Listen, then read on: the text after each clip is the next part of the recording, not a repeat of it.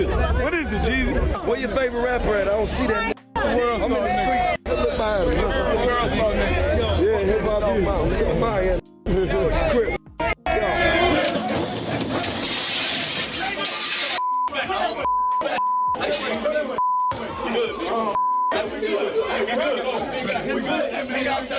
One thing about Rick Ross is that drama always finds him.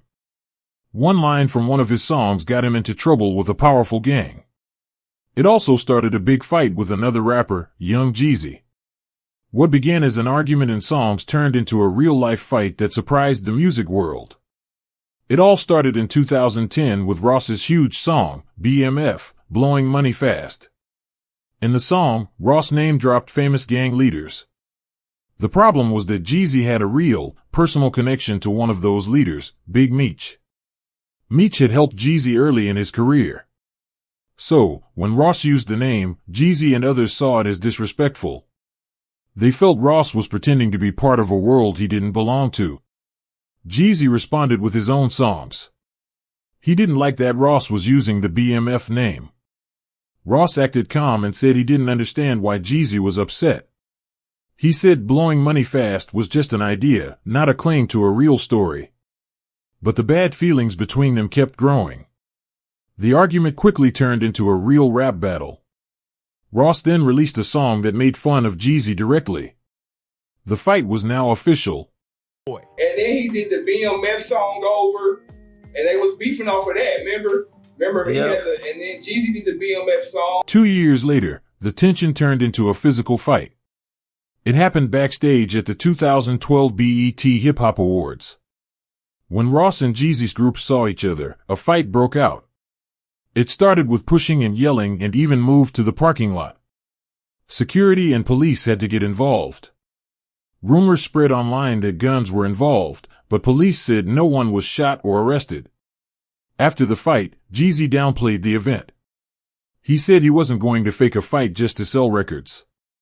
Over time, both rappers decided to end their rivalry. Other artists helped them talk it out. Jeezy even admitted he forgot what the original argument was about. To show things were over, they recorded a song together for Ross's next album.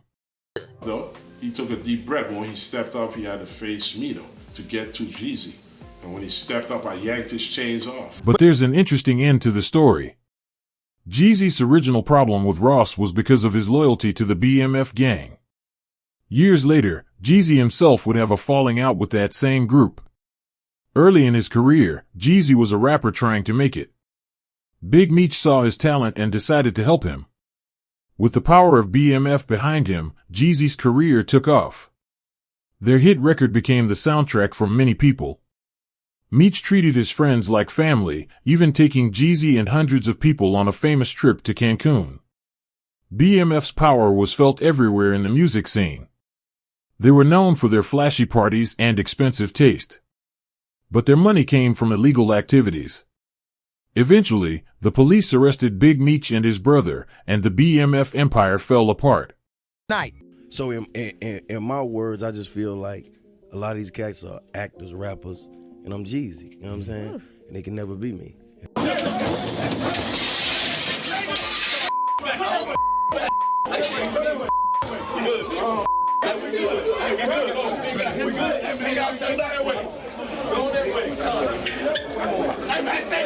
But I assure you, I can't speak for everybody, right, but ain't nobody putting no hands on me. I heard that. Yeah, so I mean, I can't say that for everybody. That's when things started getting messy for Jeezy. When everything was going well, he showed his love for BMF all the time. He shouted them out in his music and wore their brand. But when the leaders got arrested and the group fell apart, some people from BMF felt like Jeezy just walked away. They said he used the group for what he needed, the fame and the street respect, and then left when they got into trouble. Over the years, people who were part of BMF couldn't agree about Jeezy. Some understood that he was just trying to save his music career. Others thought he should have stayed loyal to Big Meech no matter what happened. The hard feelings got very serious. According to Jeezy's close friend, Clem, things got so bad that there was almost a shooting with a BMF member. Guns were pulled, and people were yelling. The whole situation was seconds away from turning deadly. But Jeezy didn't back down. He stood his ground and looked the man right in the eye, not showing any fear. Luckily, no one fired a shot, and the moment passed without anyone getting hurt. Even after all that tension and years of people talking, Jeezy has always been respectful. Whenever he talks about BMF or Big Meech, he never says their bond was fake. In fact, he always says good things about Meech. He calls him a born leader who changed music and culture forever. However, Jeezy has always been very clear about one thing. He says he was never part of BMF's illegal business. He admits that he and Meech were close friends. They hung out and had a lot of respect for each other. But that was it. Jeezy says his success came from his own hard work, his music, and his own hustle. It did not come from anything BMF was doing on the streets. People connected them, but Jeezy always says he was on his own path. Then in 2020, the whole story came back up when Terry Southwest T. Flinory was let out of prison. The rapper 50 Cent immediately got involved online. He called out Jeezy and other famous people who had been connected to BMF. He told them they should show respect to Terry for everything BMF did for the culture. Jeezy did eventually meet up with Terry, but he stuck to his story. He said showing respect is one thing, but he didn't owe them anything. He repeated that he never sold drugs with them and that he didn't really know Terry, only Meech. But that explanation didn't make everyone happy.